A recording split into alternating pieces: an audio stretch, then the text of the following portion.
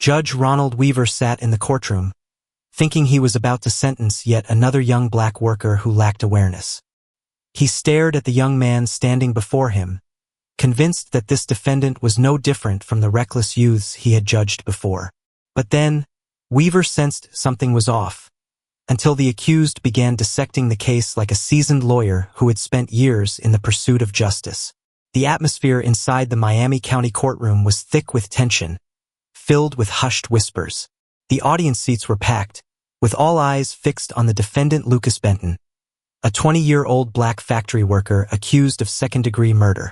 If convicted, Lucas would face at least 25 years in prison. These were serious charges, yet the way Judge Ronald Weaver, the jury, and the prosecutors looked at Lucas made it clear that this trial wasn't truly about the law. The case file painted a simple story. A man had been stabbed to death in a parking lot.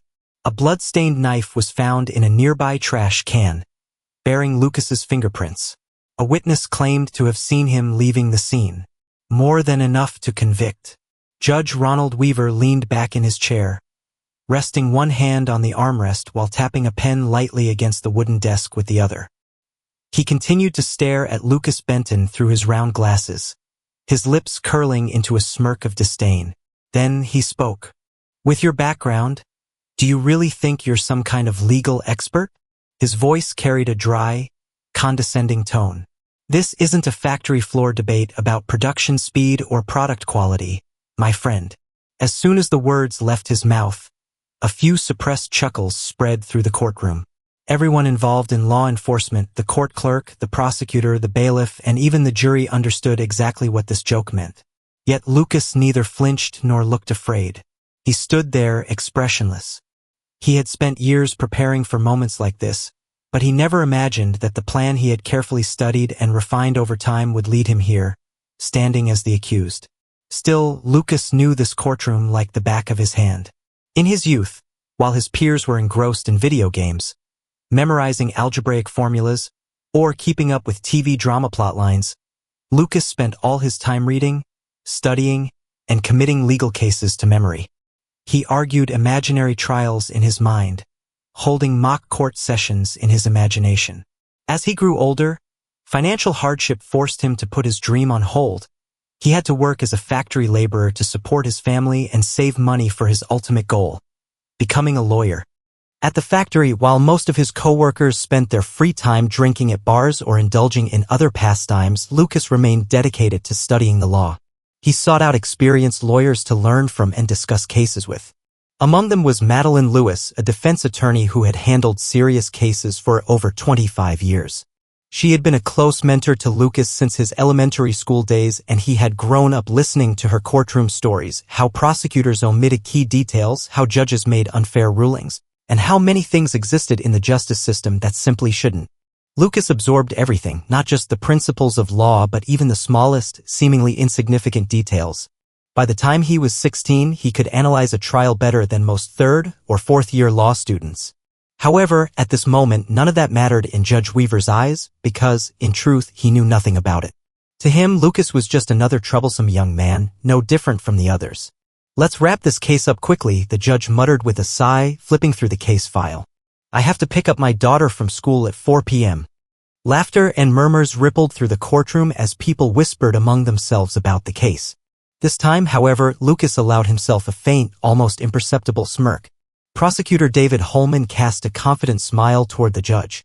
Rising to his feet with an air of self-assurance, he adjusted his perfectly knotted tie over his polished suit and spoke in a voice brimming with the experience of countless trials. "Your Honor, this is a straightforward case. The murderer is standing right in front of us. The defendant, Lucas Benton, was arrested at the crime scene with clear evidence against him. Witnesses have testified that they saw him leaving the parking lot immediately after the victim, Mr. Mark Whitmore, was stabbed to death. Furthermore, the murder weapon bears the defendant's fingerprints. We believe the jury will have little difficulty reaching a verdict." A firm declaration. A clear-cut case. Weaver nodded in agreement, looking at Lucas with thinly veiled contempt. The weight of the accusations hung heavy in the air. A brief silence followed before the courtroom erupted into hushed conversations once again. But Lucas remained silent. He wasn't in a hurry. He simply stood there, taking everything in, memorizing every detail. Weaver leaned back in his chair, his tone indifferent. You don't seem very concerned, Benton. Lucas met his gaze, his expression calm. Because I have no reason to be. The room fell silent. Weaver raised an eyebrow, staring at Lucas's unwavering eyes before turning to Holman. Prosecution, please continue. Prosecutor Holman stepped toward the jury. Despite the background chatter, the sharp click of his shoes against the floor was clearly audible. He continued speaking.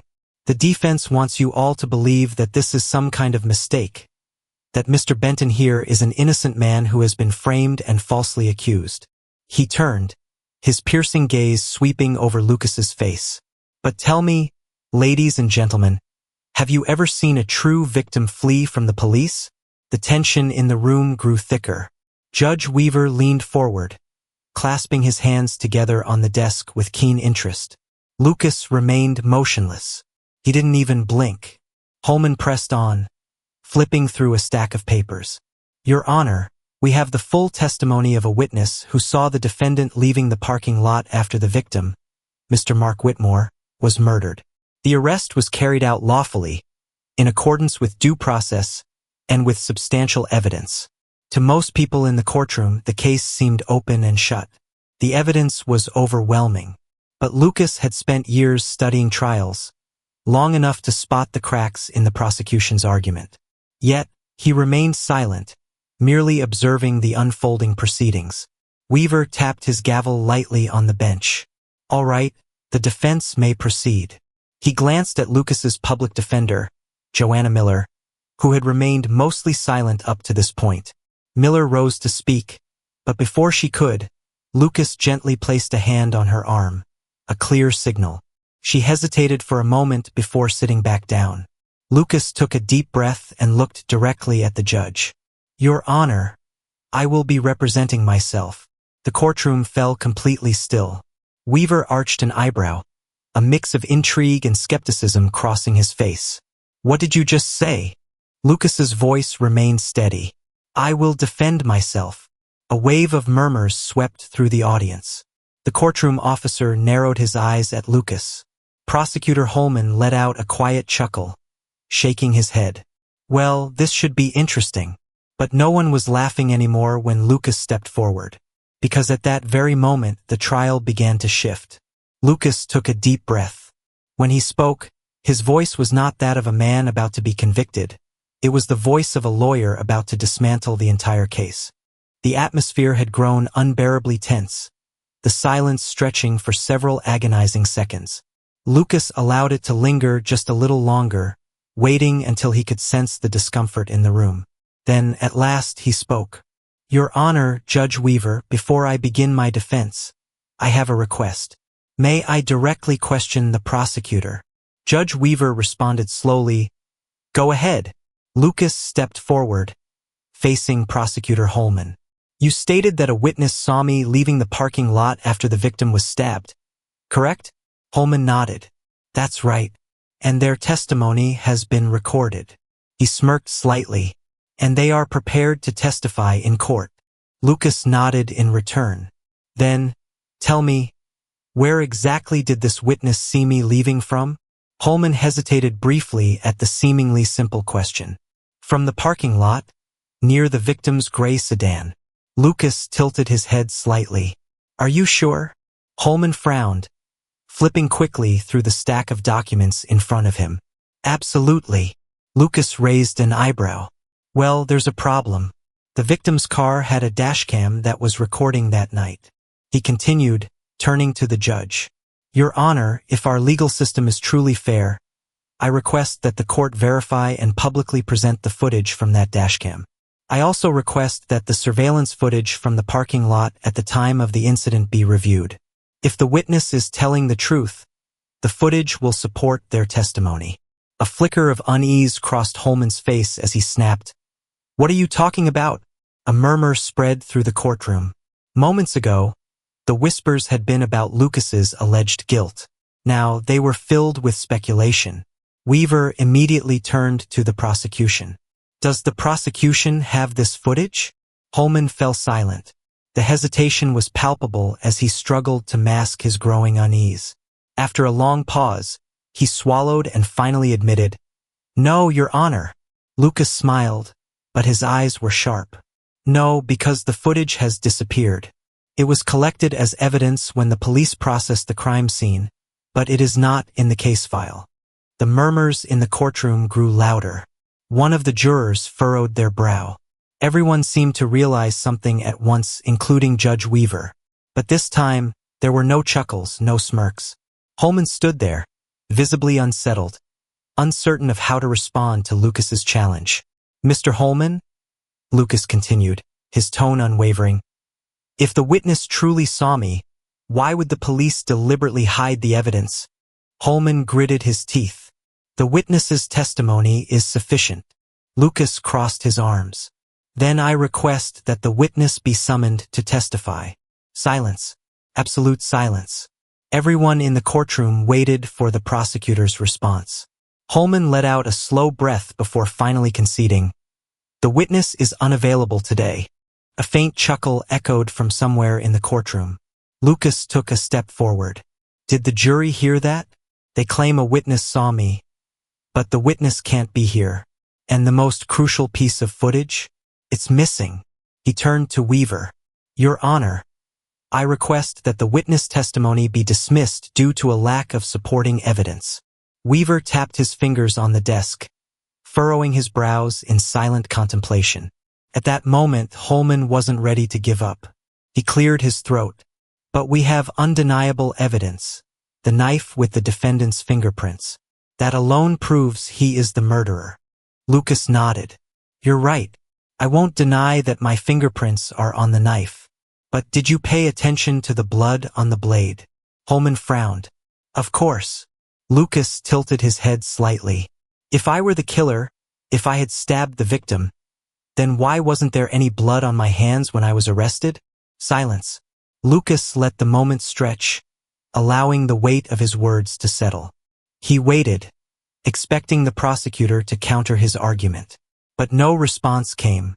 The silence remained unbroken. So he spoke again. Your Honor, blood coagulates after 10 minutes.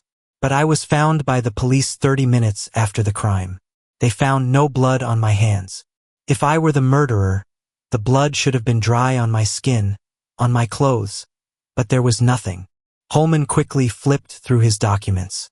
But Lucas raised a hand, stopping him.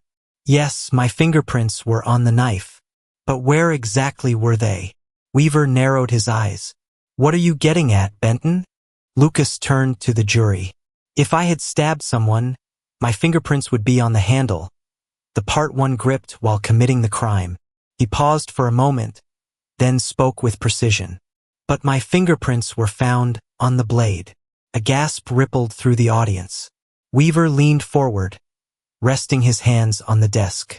Lucas continued, which means I touched the knife after it was used. Someone handed it to me or I accidentally came into contact with it.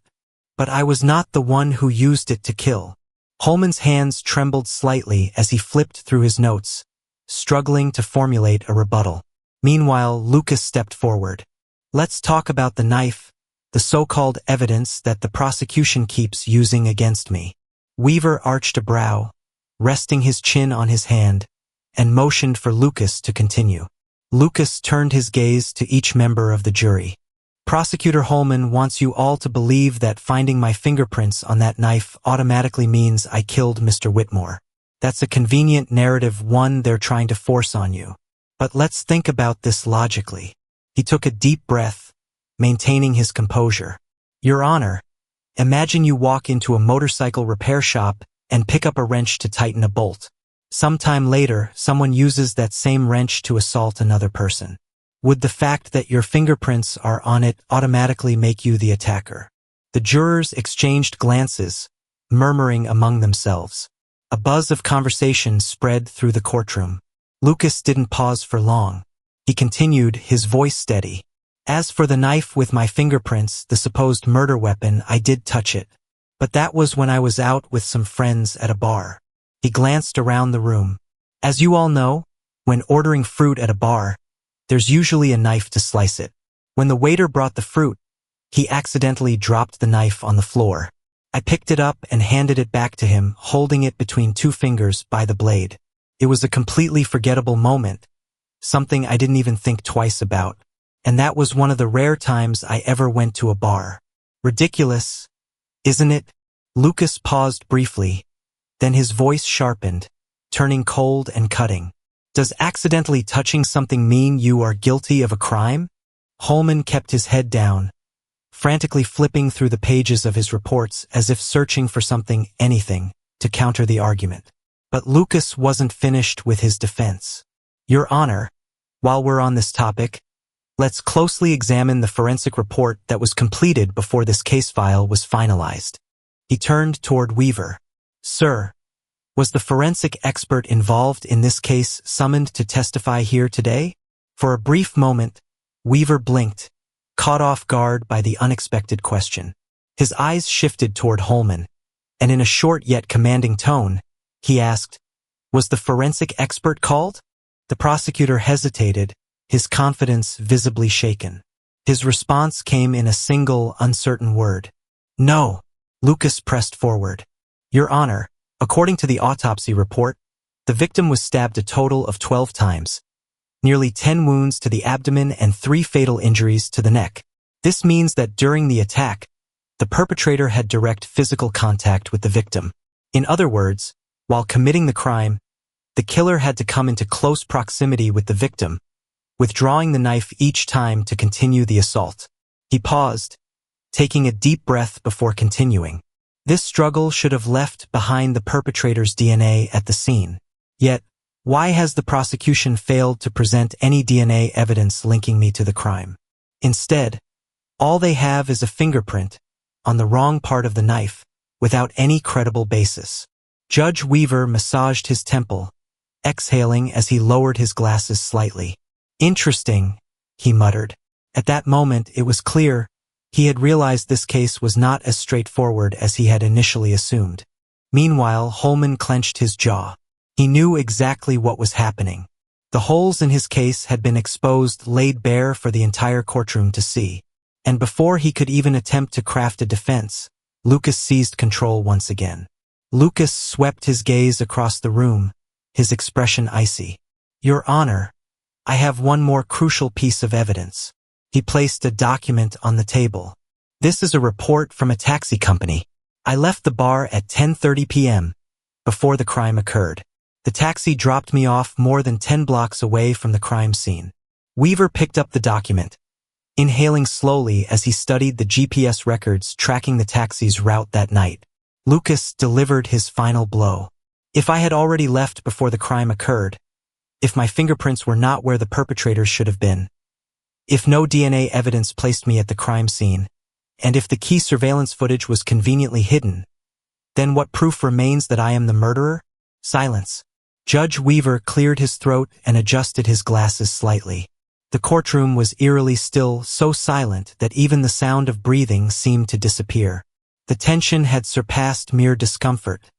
It had become suffocating. Weaver placed the document down and looked directly at Holman. Does the prosecution have any objections? Holman's face flushed red, his jaw visibly clenched. After a long pause, he finally muttered, No, Your Honor. Weaver sighed, his gaze scanning the room, the jury, the prosecution, then finally resting on Lucas. Straightening in his seat, he leaned forward and spoke. The prosecution has failed to present a solid case. The evidence reveals inconsistencies in the investigation conducted by law enforcement. Then, with a resolute strike of his gavel, Judge Weaver declared, This case is dismissed. The defendant is found not guilty. The courtroom erupted into chaos. Some shouted in disbelief at the verdict, while others cheered, celebrating Lucas's long overdue justice. Lucas did not rush to leave the defendant's stand. Instead, he allowed the room to settle, letting people return to a state of normalcy. Then he gave a small, respectful nod toward Judge Weaver, who was still watching him, his gaze filled with admiration and acknowledgement. Finally, Lucas stepped out of the courthouse, where a swarm of reporters was already waiting to pounce. One of them called out, Lucas, how did you manage to walk free and clear your name? How does it feel to have outmatched a prosecutor so overwhelmingly in court? But Lucas paid no attention to the questions. Keeping his composure humble and silent, he walked past the press without a word. As he reached the steps, a voice rang out behind him. Benton. Lucas turned. Weaver stood there, watching him intently for a long moment before speaking. You should pursue law. Consider becoming a law student. Lucas smiled. He didn't need to be told. For years, he had nurtured a single dream, a singular passion that had burned within him. The golden hues of the setting sun filtered gently through the trees as Lucas descended the last few steps. At the bottom, his mother stood waiting. The moment she saw her son, she opened her arms, sighing as she squinted slightly. You little devil, you scared me to death. Lucas chuckled. You knew I was innocent, Mom. I had to fight for justice and the truth. If no one takes risks, how can fairness ever be restored? I believe in the legal system. I believe it will always stand for all of us, operating with integrity. For the first time in his life, Lucas had voiced the struggles of so many unheard voices. The two of them walked home together, with the flashes of reporters' cameras still flickering behind them. Across the street, Judge Weaver leaned against a tree, observing quietly. His demeanor had shifted entirely. There was no trace of the arrogance he had displayed at the start of the trial. His expression was contemplative, and it was clear that from this day forward, he would never forget this case. Because Lucas Benton had shown the world what true courage looked like, something most people never found the strength to do. He had forced everyone to take a hard look at the system, and it had worked. From this case, one pressing question remains: how many other trials have been handled in the same way? How many innocent people have been wrongfully convicted, victims of bias and external influences that compromise justice? Lucas had the knowledge and determination to stand against a system that often cared little for exposing the truth. But what about ordinary people? What about those with no legal expertise, those with little education? How do they stand a chance? What are your thoughts on this story? Leave a comment and share it so more people can hear about it.